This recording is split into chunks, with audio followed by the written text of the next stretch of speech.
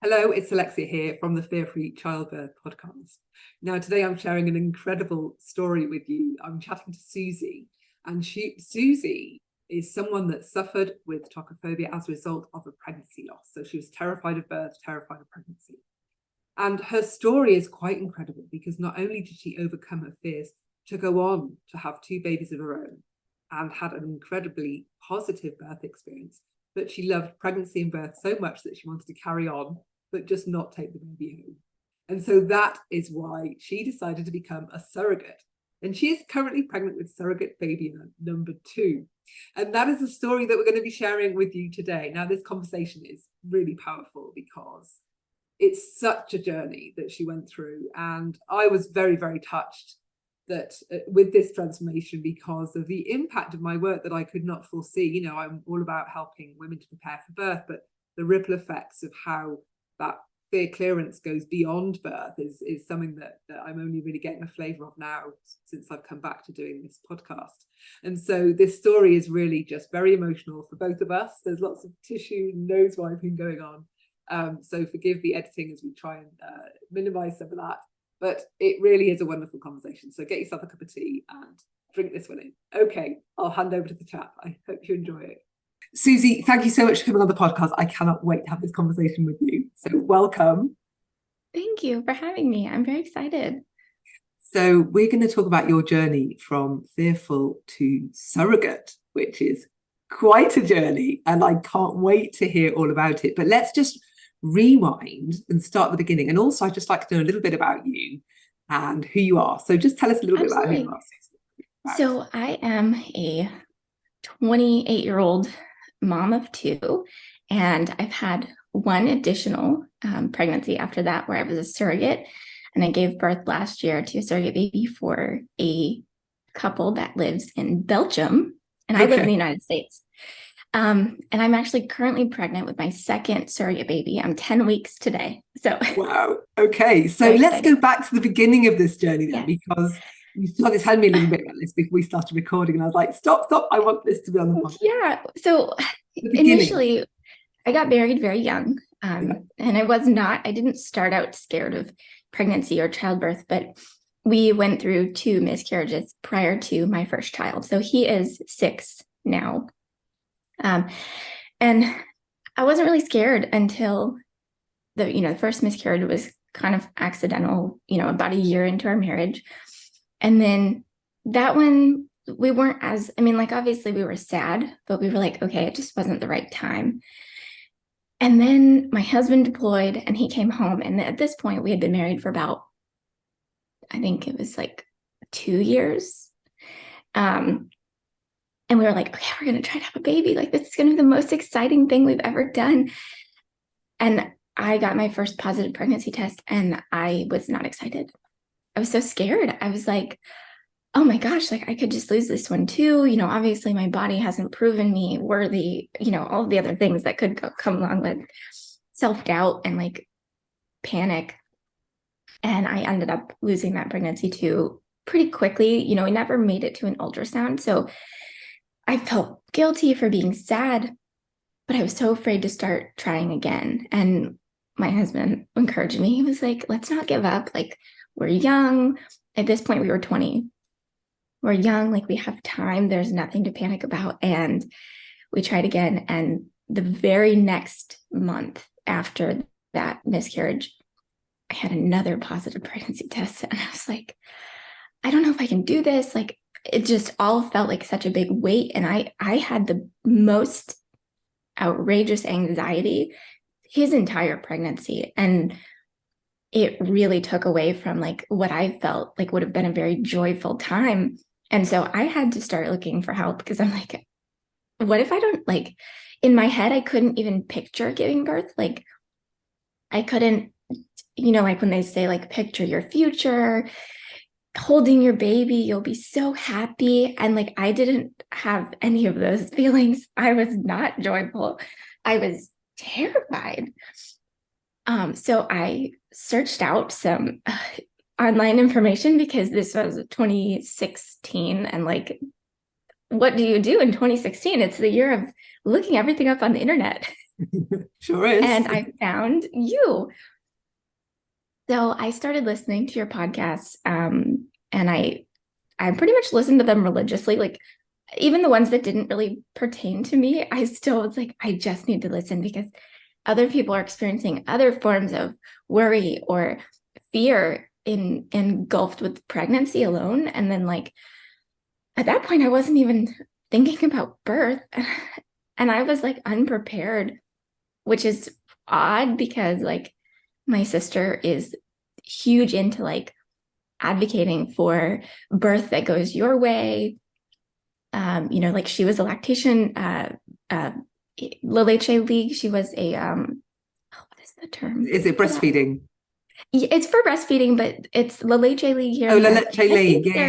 Yeah. So Yeah. she was a La Leche League leader. And so Okay. I had so much support in terms of like after birth, and like she kept advocating for me to like make the right birth choices.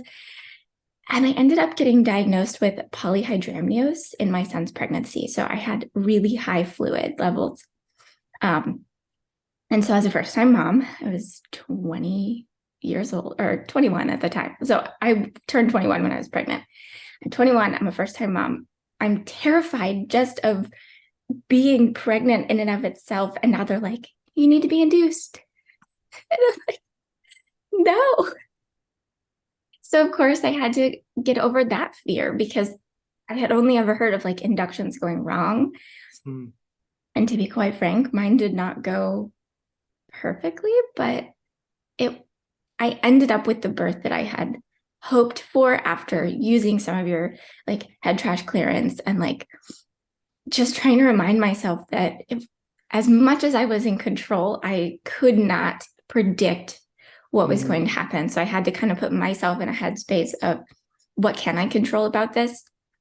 And I was thankful that I was able to end up with, I ended up with a vaginal birth. I was induced. It took 3 days, Wow. like I induced on Wednesday and he was born on Friday. But at the end of the day, I got what I had hoped for, which was a vaginal birth. Yeah. I ended up getting the epidural, which I was, and when I say like deathly afraid, I didn't want to have them put something in my spine. I didn't want to not feel in tune with my body. But I had the epidural because I was so tired. I got to day 3 and this was like midnight Friday morning. And I'm like, I can't do this anymore.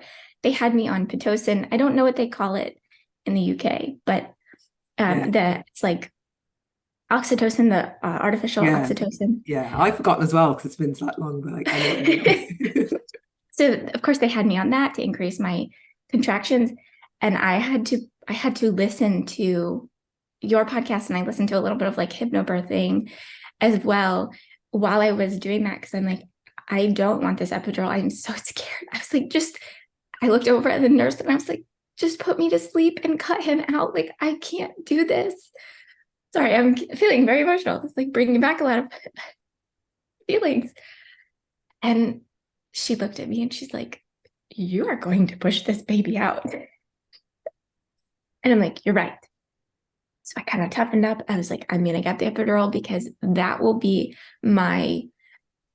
it will help ease the physical pain that I'm in to help me clear this like mental roadblock that I'm experiencing. I'm so sorry. I should have brought tissues. I didn't think I was going to cry.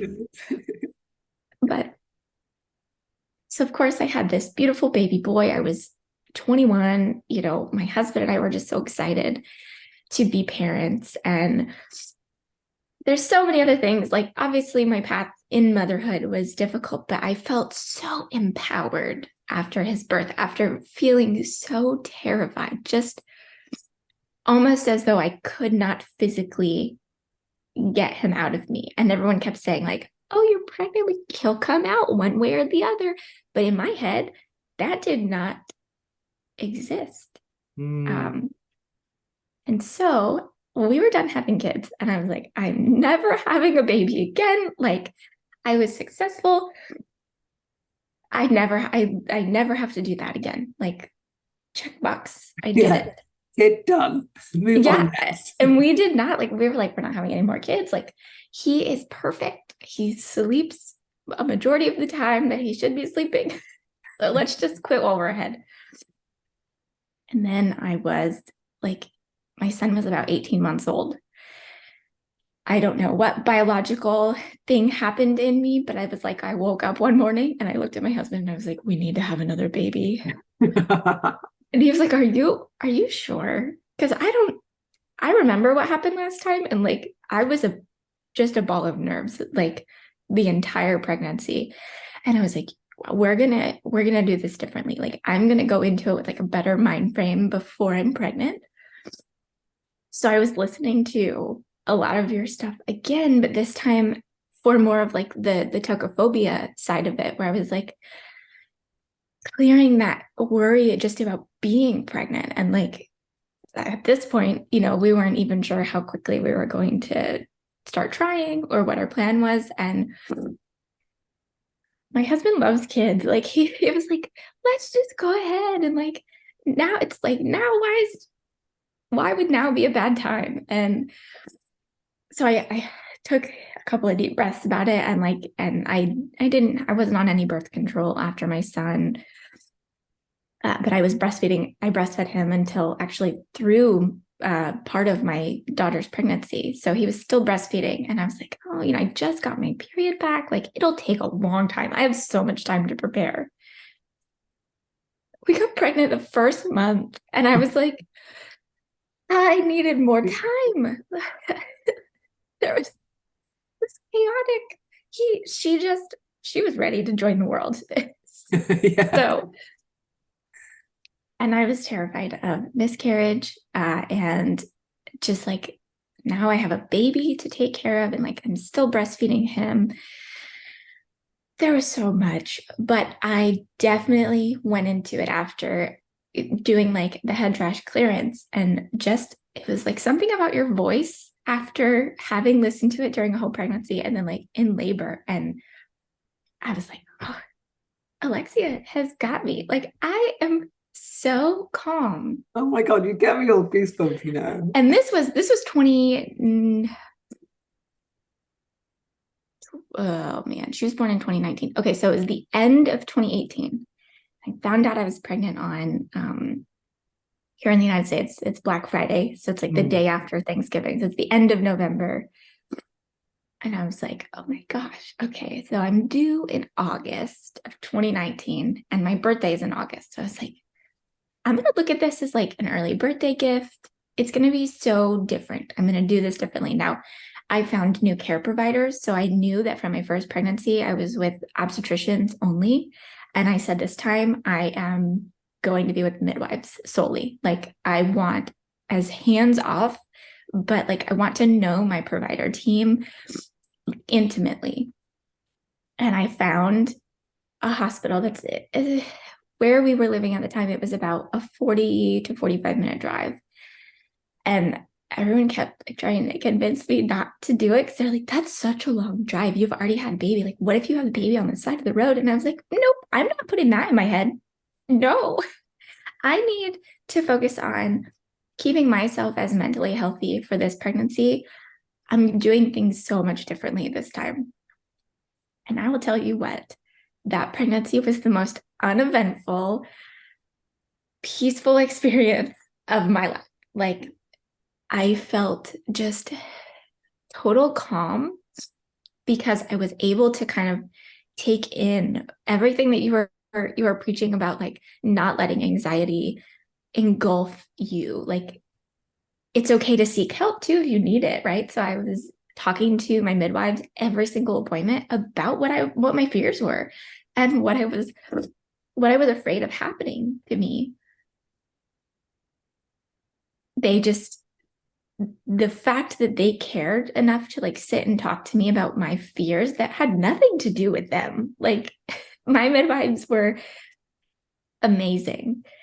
And I told them, I was like, I want an unmedicated birth. I want a spontaneous birth. I like all of these things that now I could dream about her being born. And I didn't have that with my son. I was so terrified of his birth. And while it didn't go perfectly, I didn't feel traumatized.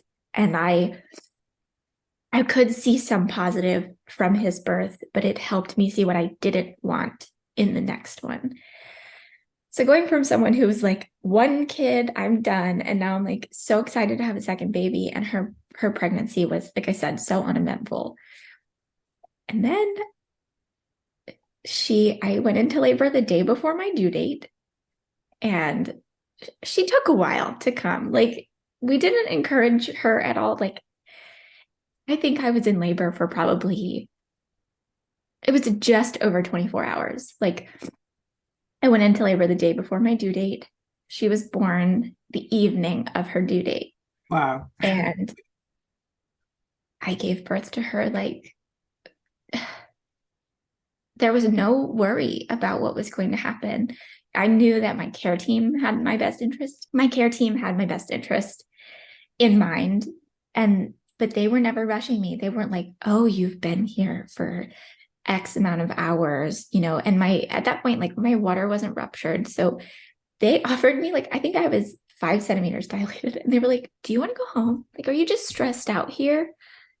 And it was almost like them saying that relieved whatever internal stress I wouldn't let go of. So I put my headphones in. I'm listening to like calming music, all of the things that I had set in place to like make me feel safe. And I transitioned like so quickly, like within 30 minutes. I went through transition, and she was born like 2 hours after that first transition contraction. And like, it was a blur. Like, to me, it felt like 10 minutes. No epidural. They had offered me gas. But I said no. Like, I just wanted to feel, I didn't get to feel all those things. And when I tell you, I looked at that woman, the nurse was sitting next to me, and I was like, I never have to do that again. Said that. But I felt so calm. And like, she was like, they laid her up on my chest, and like, I had done all of these things to like mentally prepare for her. And it was mostly thanks to you, because between like, I did some hypnobirthing as well. I didn't like take a full class, but I was following a lot of the tracks of like breathing, and like, you talk a lot about being able to have resources like on hand, but you were one of them. Like, it didn't matter what episode, it was almost just like your voice became this like calming entity for me. So I would put in like one of your podcasts. I'm like, okay, we're almost done. And then like, she came out, and I was like, wow, I never have to do that again. Like, I'm done. We knew that we really didn't want any more than 2 children. But she hit about a year old, and I was still breastfeeding her. I breastfed her until she was like 16 months. So which was less time than my son. I think my son breastfed in close to 2. He was like 21 months, something like that. But I was pregnant with my daughter, and I needed myself back while I was pregnant with my daughter, because I wanted to feel calm. So I looked at my husband like after she was a year old, and I was like, I think I want to consider surrogacy. Like, I think I feel a drive to be pregnant, like, because her experience, like her birth was so cathartic. Like, it was very healing. It obviously didn't take away the pain and the anxiety and the stress from my son's birth and pregnancy, but it definitely provided some sort of like reassurance that I was capable. And he was like, all right, if that's really what you want, like, once I became a mom, I knew, I was like, if someone else can't experience this, I want to be able to provide that to them. And surrogacy is different all over the world. So surrogacy in like the UK is different than surrogacy in the United States. So it is uncompensated in the United Kingdom. And so in the United States, you can be compensated for the pregnancy and the time that you're spending pregnant. And that's like a whole other can of worms. But when I went into this, I was like, I want to help a family grow, and I was scared. But because I had a positive birth experience after a panic birth, like just no peace, and then a very peaceful experience being pregnant, and then being able to enjoy all the movement, and like I wasn't afraid of going to the midwife. I wasn't afraid of the doctor. I wasn't afraid of them telling me that like there was something wrong with my baby or me. And I was like, okay, I think I can do it. Like maybe I'll just try. And then like if I don't like it, like if I get into it and I meet these people and I decide that like this isn't for me, like I can change my mind before I'm pregnant. I had no worries. It was almost like it being someone else's genetics helped me feel less afraid. It was like I knew my body was capable. Like I had given birth twice at this point. So I did it. I jumped head first, and I actually gave birth for two dads. So it's a gay couple that lives in Belgium. And they have a beautiful little boy now. His pregnancy was beautiful. I did the same thing. I had mainly midwife care, but I was at a practice at that point because we moved that had OBs on staff. So they were able to like consult. And I think that gave the dads a lot of peace too. One of them was a doctor. So he was very like scientifically minded about everything. So we had like it was a good compromise. And the team that I was with, like they have the lowest C-section rate in Florida, which is where I live. If not like the Southeast region of the United States. And I was like, because that was one of my fears, is like having a C-section. I'm like, I hate feeling numb, and my epidural with my son didn't work fully. So I was like, I don't want to be numb. So like, they're going to have to like put me to sleep for me to have this baby if I ever need a C-section, like just all of those things that could go wrong were going through my head with all pregnancies. But I took a headstrong approach when it came to being pregnant with someone else's baby. Like I never in a million years, I didn't think I was going to have two kids of my own, let alone now I'm on my fourth pregnancy, or my, hopefully will be my fourth live birth. And it was just, my life has changed completely. And had I not even, like, I didn't know tokophobia was a thing. And like, I really don't even think I had it until I had experienced loss.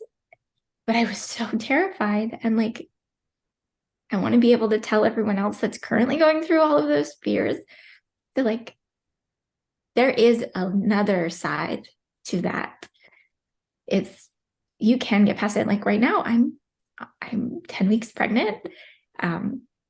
It's for a heterosexual couple that lives in a different state in the United States. And they've tried to get pregnant on their own for like 12 years. So like this is their first ever positive pregnancy, and they have fears. And so I'm able to kind of help them walk through their fear. And even though they're not doing the carrying themselves, there's a lot of trauma and loss for the most part that comes with surrogacy. No one chooses surrogacy as their first path to parenthood.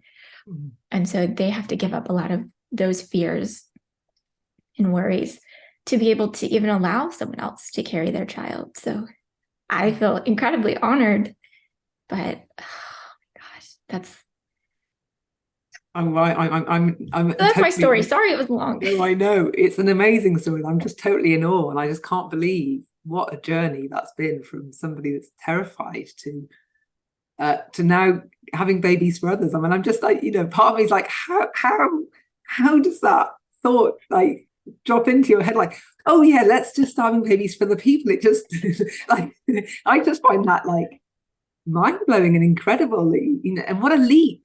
Like what generosity. I mean, I don't know, there's so many. Do you know where that came from? Were you thinking about for ages? I mean, that's quite a leap, isn't it?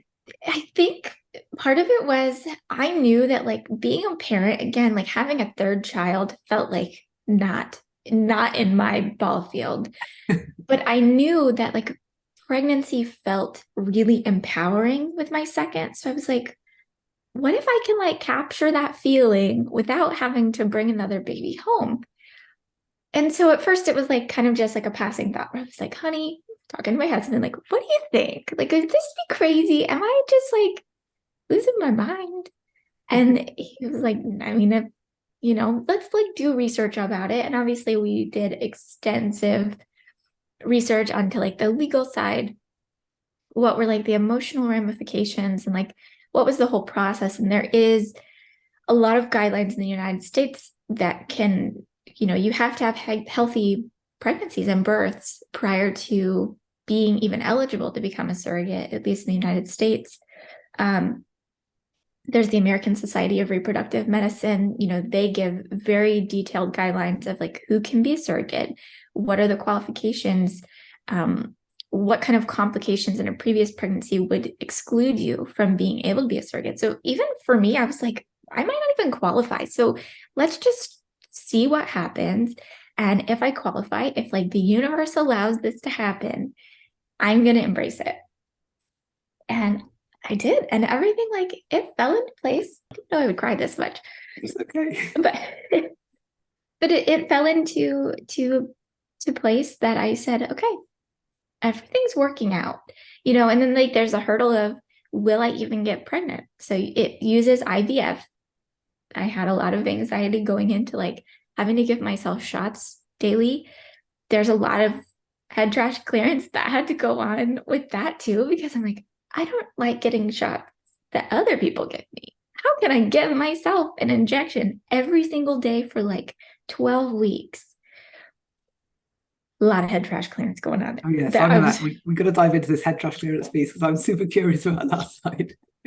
It was a little terrifying, I think, the idea that like I had to do all of these things. And I'm like, I'm super powerful. Like I was empowered. I left my second pregnancy feeling more positive than negative about birth and pregnancy. So I just decided I was ready and I did it. And I had a baby and like I gave birth to him unmedicated. He came shockingly on his due date. I've had 2 due date babies. Oh my God. The second one, so my surrogacy that I had, he was born on his due date, but he was only like 22 minutes into his due date. So we could have had a 39-week and 6-day birth, but he held out for 22 minutes after midnight to come on his due date. So we'll see if I can do it a third time. Amazing. So I know that you just, yeah. So let's talk about the head trash clearance piece. And so for those that don't know, head trash clearance is the method that I developed to getting rid of fear. So you mentioned that you've used it a little bit throughout all of your pregnancy experiences. So talk me through the first time that you decided to try it out and what you were using it for. Well, I didn't feel like an expert the first time. The first time was with my son. And so I was like, yeah, I'm like on your website, I'm listening to your podcast. I'm like trying to go through like, you had some like free resources and I'm trying to go through everything as much as I could because I was like paranoid that I just wasn't capable of doing all of these things. And you kind of touch on like basically putting yourself and like, I think you talked about like categorizing what my fears were, like really talking about what the fears were, not just like, oh, I'm anxious, but like being very specific about like what my anxiety was for, and being able to focus on those things and talk about what I could control for some of those things. But I felt like confused really in the beginning because I didn't know how to use what you were preaching, like how to implement it into myself. And so just listening to you repeat those things, talk about what I could do to not control. I feel like that's not really the right word. But what I could do to impact my situation, I guess, if that's, I hope I'm explaining this correctly, because you don't have control and you have to release some of that. Like, what am I capable of doing right now to help my fear. And my fear was, and I would have to name them. So like my fear was being induced. And then that happened. And I was like, all right, I have an arsenal of things to calm. And whether that was like listening to calming music or like even just expressing those fears to my husband, because I kept a lot of it bottled up. And I mean, I know that you know this, but like if you just keep it all in, it doesn't go away. It just sits there and it festers and it grows. And I was like, I need this to go away. But I was afraid to talk about it with my friends, you know, who at that point, really, a lot of my friends weren't having children. And so I couldn't really express my anxiety out loud. And so I did take to the internet as well. One other thing that I did that was really helpful was I started an Instagram that was separate from my own Instagram. And I kind of used this as part of my head trash clearance, like an outlet was to be able to share the anxiety. And like there's a whole community on Instagram of women out there who are terrified, or, you know, whether that be like trying to conceive or you're pregnant and now you're fearful of that pregnancy. Like they're everywhere and they're from all over the world. And I met lifelong friends on Instagram now. And it changed my whole view of what pregnancy can be like when I take away what is happening in here. So yes, I think there's a lot of, what are they called? Sorry, can't think of the Beliefs? word. No. What was that? Beliefs? Yes, there's a lot of things that happen that you don't want to feel judged for feeling these things too. And that was like my biggest fear, was that people, if I started talking about it, that people were going to tell me like, oh, you're being ungrateful. Like, then this was like a whole other aspect to my anxiety, was I should be so happy that I'm pregnant. And like, there's women out there who would give anything in the world to be pregnant. And like, all of those feelings had to be sorted through in order to have a peaceful pregnancy and birth. And to be quite honest, my first one wasn't peaceful. Like some people say like, oh, once you feel them move, you'll start to feel differently. And I didn't feel that way. So it took a lot of really going through like compartmentalizing what my fears were and like talking about them and not letting them just sit and fester. Another thing was like physical release. And I'm not sure if you really talk about that, but like I would see like a chiropractor to like, and like a massage therapist to help the muscle tension that I was developing during the pregnancy. That helped a little bit too. Just, I mean, obviously I don't know if that did, you know, if that was like the thing that really helped, but I feel like it was a part of my healing process. Was like, I feel like my anxiety manifested a lot in like muscle tension. And, you know, I felt so achy in my first pregnancy. And then being able to like have some emotional clearance with my second pregnancy, I felt healthier almost. Yeah. So I don't know if that... tension. There's a lot of tension in the body, the fear, it's tightness, it's very heavy.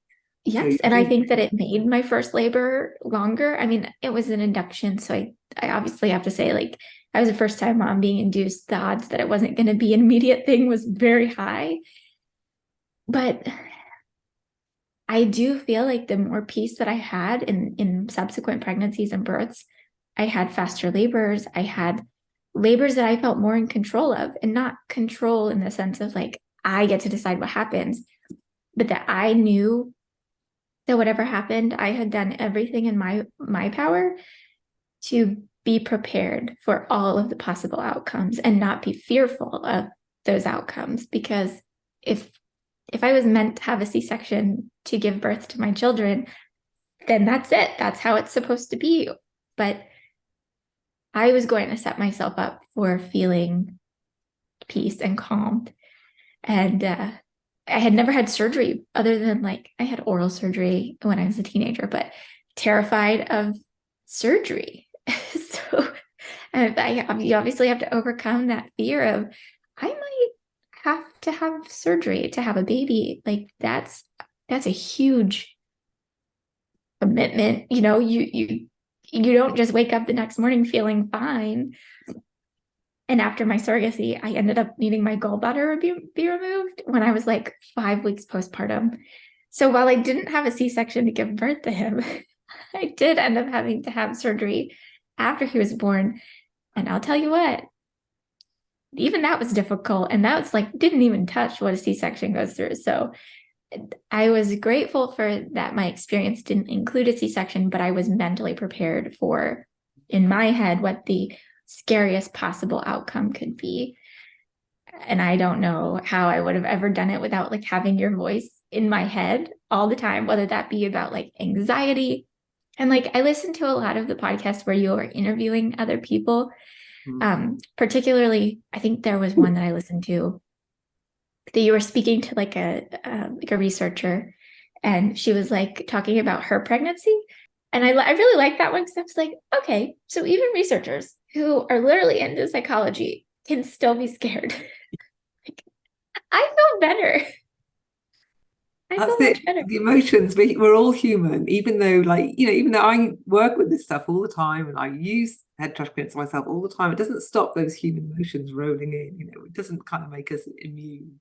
And yeah, that story with her is just brilliant because she intellectually knows about all this stuff, and yet the human part, the bit that the woman still feels all that. So yeah, so I'm glad. Yeah, I love that you're listening to all this. It's like giving you that kind of something to focus your mind on, because that's another thing I think when you're going through pregnancy, or at least birth, is to give your mind something to focus on so that you can keep focused on not what's going on in your body potentially. Yes. It's a really good distraction, isn't it? Just to give a kind of a mental focus. Music really helped. Yeah. Like definitely while I was in active labor, and like music without words, I found was the best thing for me. So just like instrumental, acoustic, even like manipulated music, like anything that didn't really sound like real instruments, but like it was something about just having tunes, and I could kind of tune out. I could focus on the music and tune out like the sounds of the hospital room. I've always given birth in a hospital, despite having midwives. And I was able to like, it's very clinical. Obviously, you're in a hospital and like you feel like you're sick. And that was not peaceful. But I was able to really put into myself about focusing on what I could control. And that was like the way I was breathing, working through each contraction, because I feel like that's a whole other hurdle into birth, is like, oh, I'm scared of pain. But I don't think the pain was the scariest part of birth for me. Like it was almost just like the outcome that could happen. Like obviously I want my child to be healthy, but I want to feel like I was safe. And I think knowing that I was in like a right place, I had the right support person. My husband has been at all of my births, and like he's a professional birth partner now. Yes. After this many births, I think to him it's like second nature. He's just like, do you want me to like push on your hips? And I'm like, he would know that I need things before I can even vocalize them. And he's like, why don't you roll over? You look stressed out. And I found that I also don't like to give birth laying down. I much prefer to do it in like a reclined, like throne position. Okay. That was much more empowering as well, because I wasn't on my back. And I felt like I could focus on what could I control, and I could control the way I was sitting. And I know it's not the same way for most, or not for a lot of people in the United States, at least. You don't get to, there's some doctors who will say like, I don't allow my patients to give birth in any other position than laying down, which I feel like is just a control thing, because at this point I've had 2 of my 3 births sitting upright in a hospital bed. Like they took off the end of the bed and I gave birth sitting up, and like I felt like I was able to be more present as well when it came to like what position I was in. And some people really enjoy like on all fours. I don't like that. That felt like a very vulnerable position to me. So I did not, like, I tried to do it when I was ready to push, and I was like, nope, I don't like that, because it made me feel vulnerable. And I don't want to feel vulnerable while I'm already naked. And you adopted in the the queen most position, didn't you? You were like a queen on your throne. that's exactly how it felt. I had a little bit of privacy, even though I was completely naked. Like somehow it felt more private. And another thing, and I forgot to mention this in my first birth, another thing that really helped me feel focus on the outcome for birth was having a mirror to watch him come out. Oh, I thought it would scare me because they offered it to me, and I was like, I think I do want to see it. I think I need to know that I'm making progress. Like yeah. I was able to focus on seeing him come out.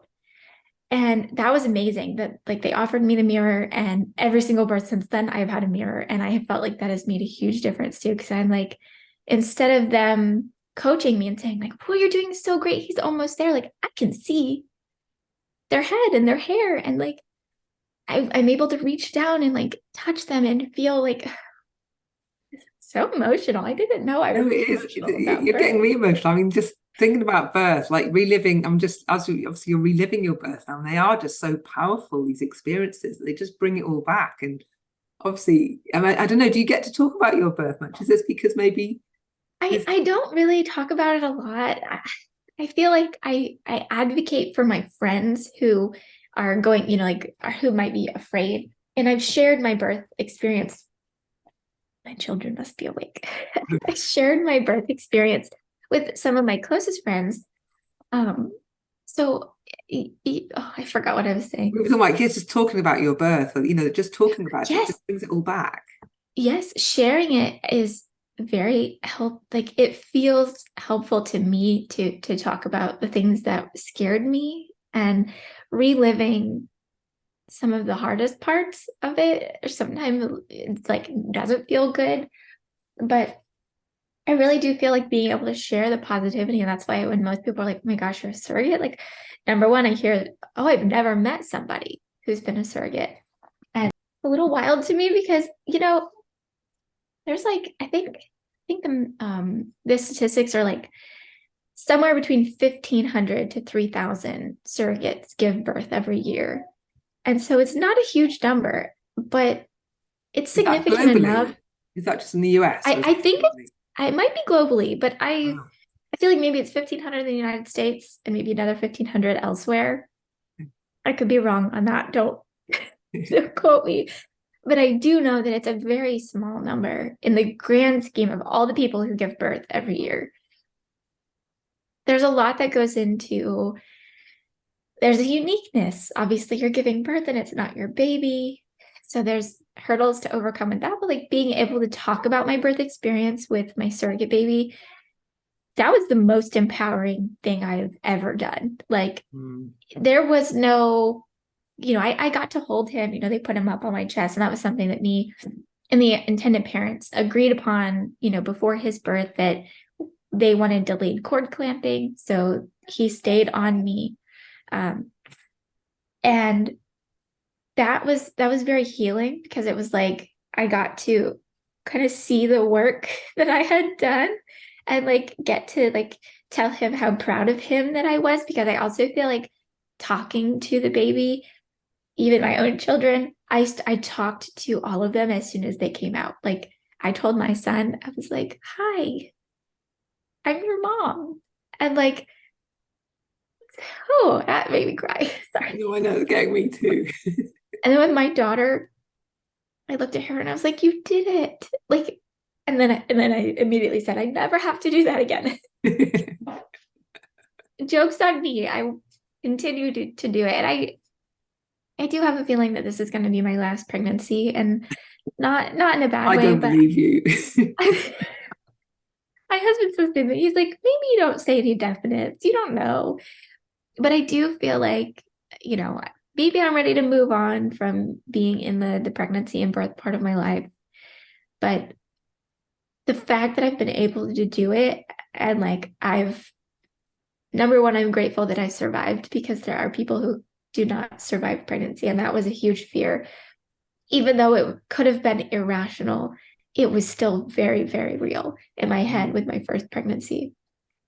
I had no reason to believe that I wouldn't, but somehow it was something to overcome. And I do feel like all of my births so far have taught me something. Each one has taught me something different. And number one, I know that I love giving birth without medication, being able to feel all of the feelings. And I felt more in tune with my body. And some people are like, you're crazy. I would never give birth without an epidural. And I feel like that's such a personal choice. And I'm so grateful that I'm able to find teams, multiple teams of people who are willing to help me have the birth that I can envision, because being able to envision a birth felt impossible years ago. And I'm finally at a place where I can look forward to birth. I'm almost like eager to do it again. And I never thought that would be a fact of my life. But obviously there's fears. There's still fears. I think even now, as a person who's given birth 3 times, I still have fears coming up. And like I'm 10 weeks pregnant, so I've got 30 more weeks, give or take. I have to make all 30 weeks, and then I still have to get through the birth, and anything can happen, but I'm not going to let my fears control the outcome for me. I can focus on what I can do and what I can control.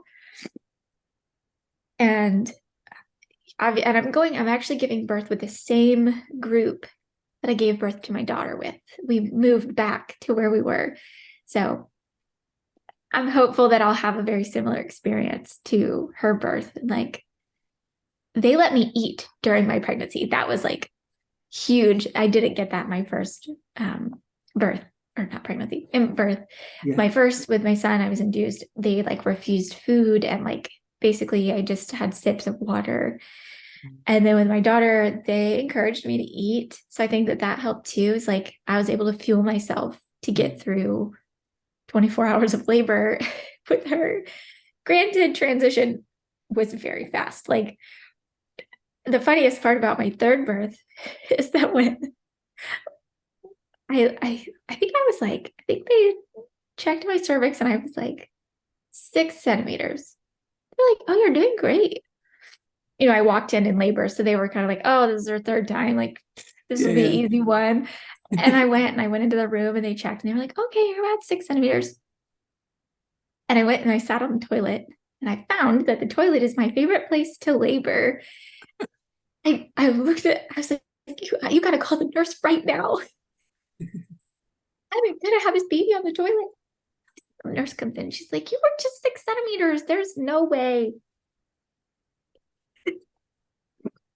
I was complete. She was like, we need to go get the midwife. This happened really quickly. Like, his transition was so much faster, but it was a lot more peaceful. But there's different feelings that come with a surrogacy as well, because you're having to think about the parents there. And I had the parents in the room with me. I wanted them to be able to experience everything with me. It's their child's birth, just as if it would be my husband's birth as much as it was mine. And so having then, I was thinking about like, am I being too noisy? Am I scaring them with like, they were both men. So like, they've never, I don't think, other than the doctor, he had like gone through some OB rounds when he was in medical school. He was like, I've never just sat in on a birth. So this is a little intimidating, but one of the most amazing parts of it was like having everyone be able to experience it. And they were scared. There was, I think, a few moments where I think they could have used some anxiety reducing thoughts and like focusing on a positive part of the experience. But it was just beautiful and amazing. And was your husband in that as well? Yes. He was. My husband was like, I'll just stand back here. I don't really like to be touched. I found that out. Don't really like people to touch me. I want to feel control of the situation. And it's not comforting to have people like touching my arms or my legs. And so my husband knows now. He's like, I just leave her alone. I talk to her, and then if she wants me to help her, I will offer my help. Because during my daughter's birth, he like tried to be really like, oh, I'll rub your shoulders. And I was on I think it's called the cub. I don't know Oh, if the cub. it's it's like a birth stool almost, Okay, but it's inflatable. I right. did not like that. Everyone was like raving. They're like, this thing's amazing, this birth stool. I did not feel comfortable. And I leaned over and I touched my husband's like knees to like get, like kind of be into the contractions.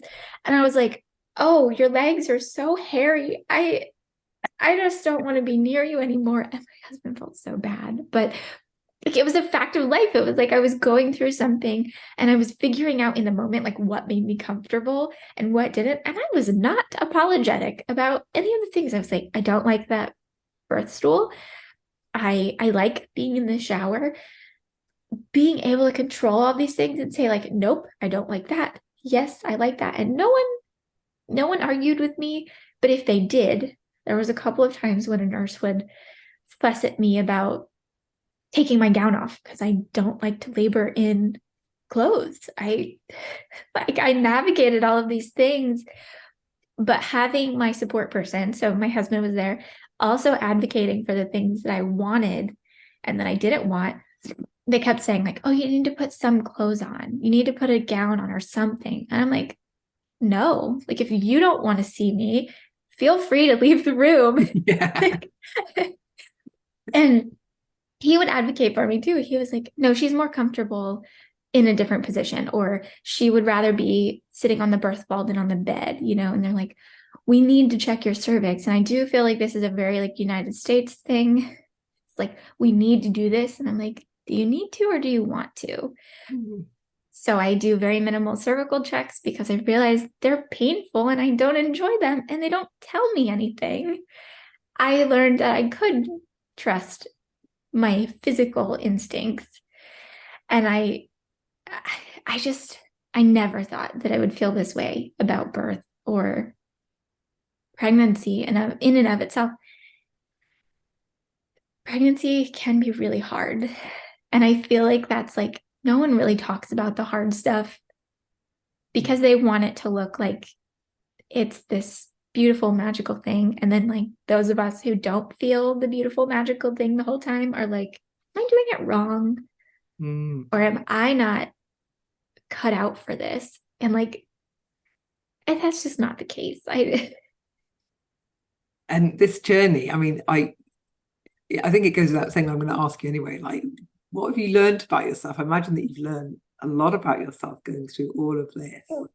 Like, Yes, I am what? way stronger at advocating for what makes me feel good now.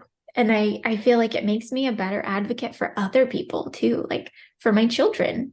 And I think my husband is a better advocate for other people too, because now he's kind of found his voice in like pushing back against like the typical behaviors surrounding like pregnancy and birth. But he also has, I think, unique insight to helping someone else go through the fears that come with being pregnant. And like, I think he secretly had some fears too that he was afraid to talk about with our first. He felt kind of indifferent about the whole thing.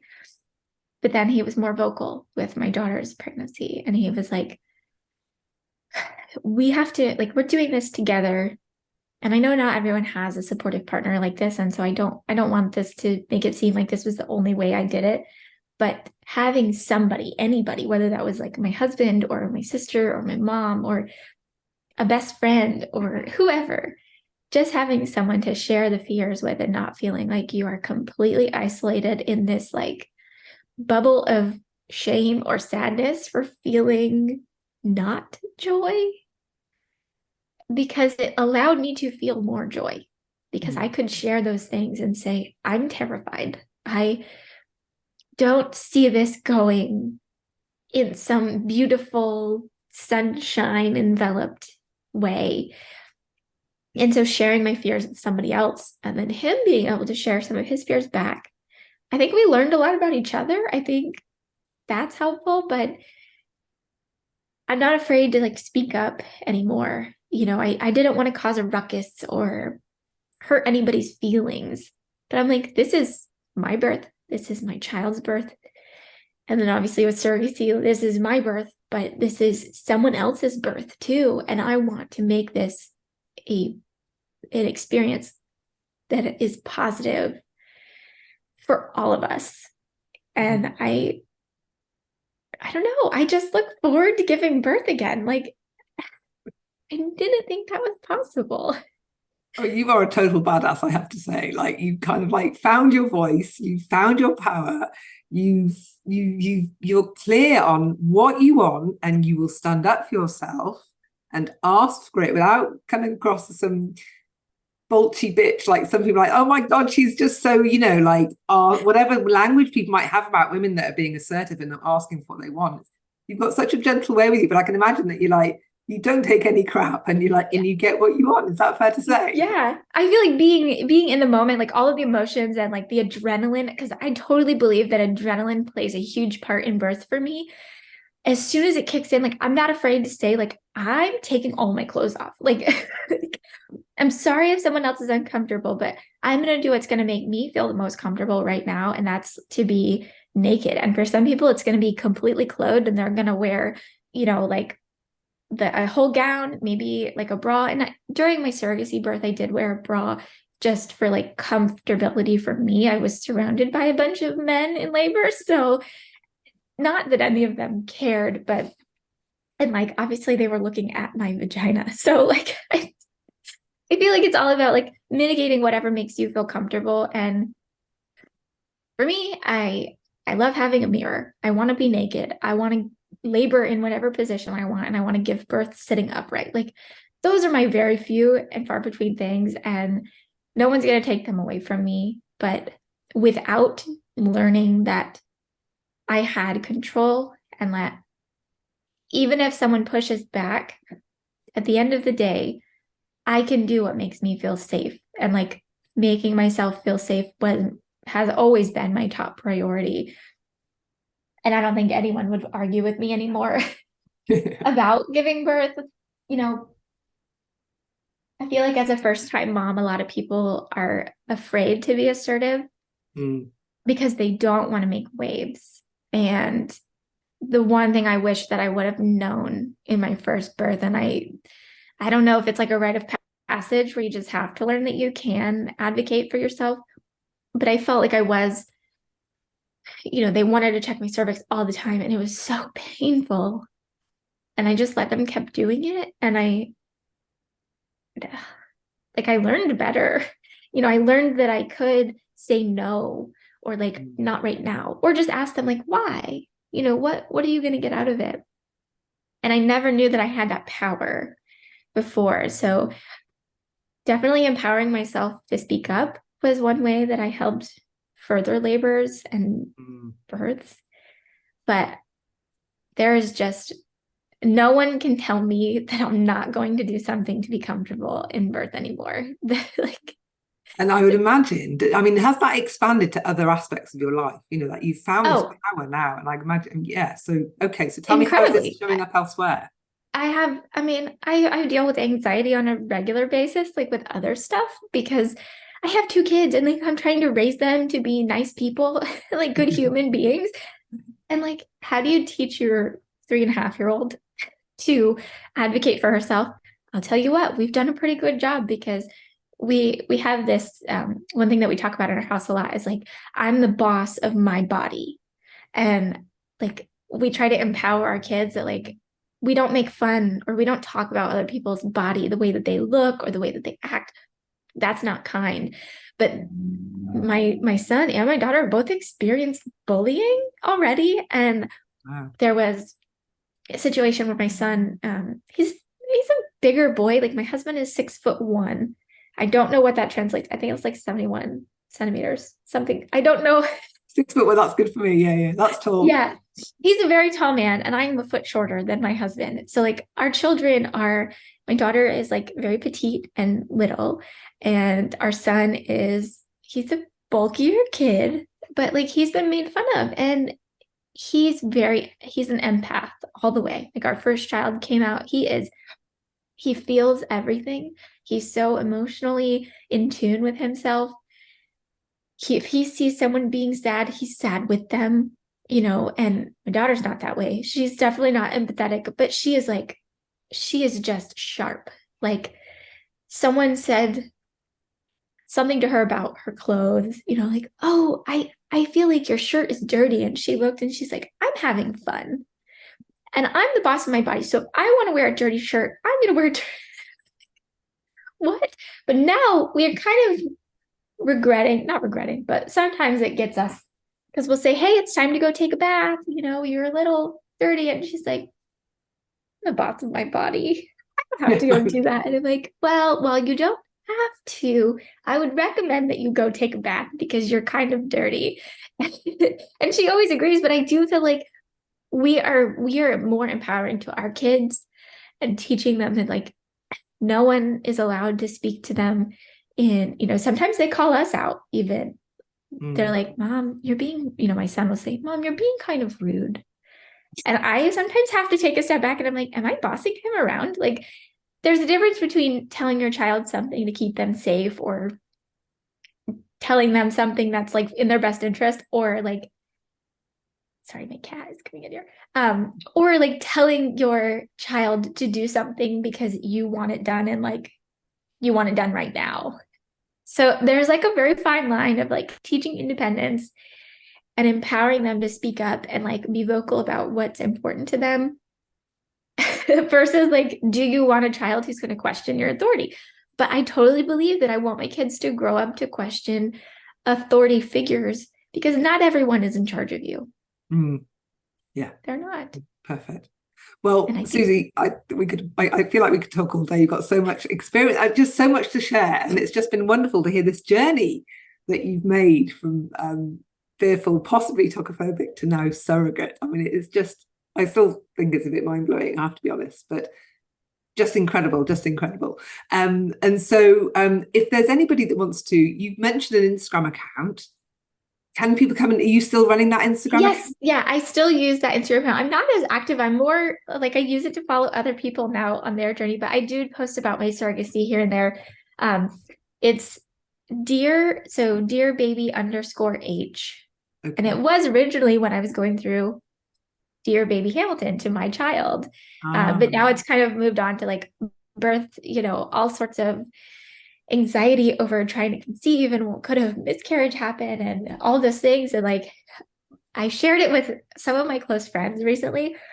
And they were like, oh my gosh, you documented everything, like from every pregnancy test to all of it. And I'm like, yeah, I had nowhere else to share those things. And the community is huge on Instagram. Trying to conceive, now it's kind of moved into surrogacy for me. So I know that that Instagram can be a little triggering to some people because I'm actively talking about pregnancy a lot, but it's just one of those things that I used it to be an anonymous release. I didn't share my face for like the first 6 months or something on there.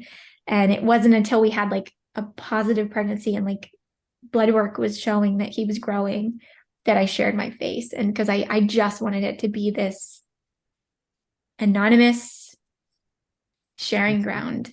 And it really was. It was amazing. Brilliant. So I'm going to have all the links, well, the link to that profile in the show notes for the episode. And so just to summarize then, in terms of, what really helped you throughout your pregnancies then, just to recap, it sounds like you did some hypnobirthing. Obviously, there's some podcast listening going in there.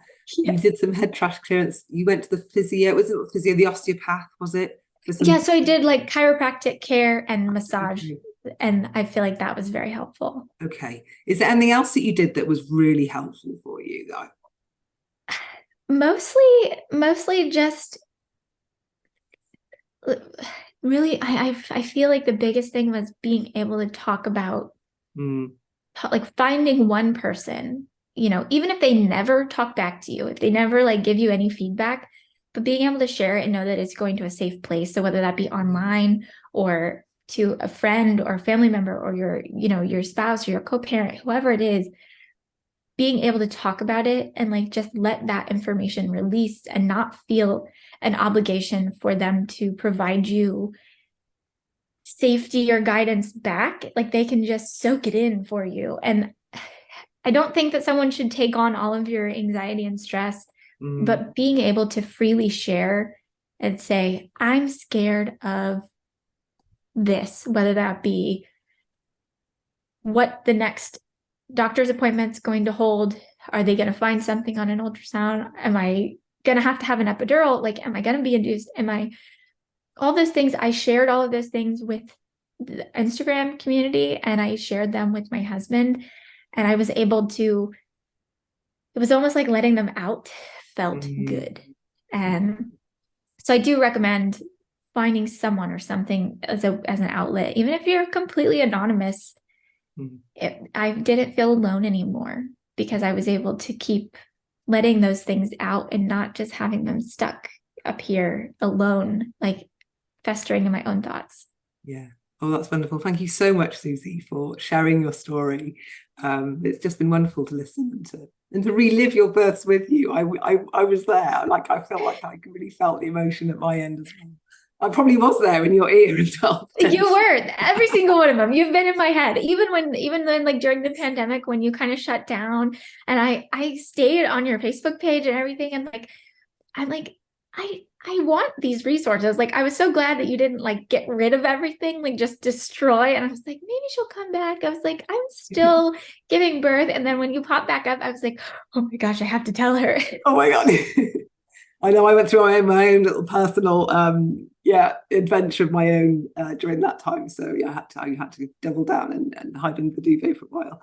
But glad to be back, and to find stories like this now I come back is just so incredible to hear the bigger journey that women go through, not just from fearful to positive birth, but actually, my goodness, how clearing their fears is really having such an incredible impact on their lives. And I mean, I never would have imagined a journey like you just shared. I mean, that's just kind of beyond what I would have imagined.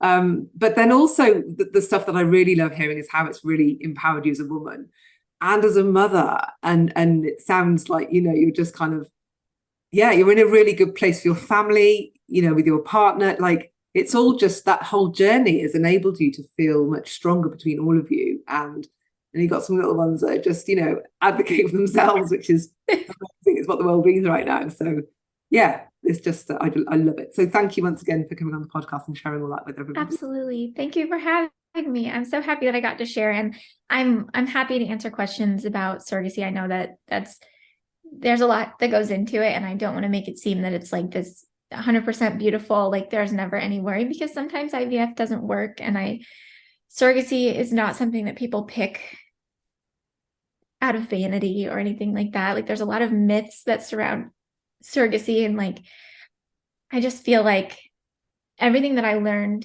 from you and being able to remind myself that I really do have power, I have control over what everything can look like, is empowering outside of birth and pregnancy. Absolutely. Brilliant. Well, thank you, Susie, and I've loved chatting to you about this. Absolutely.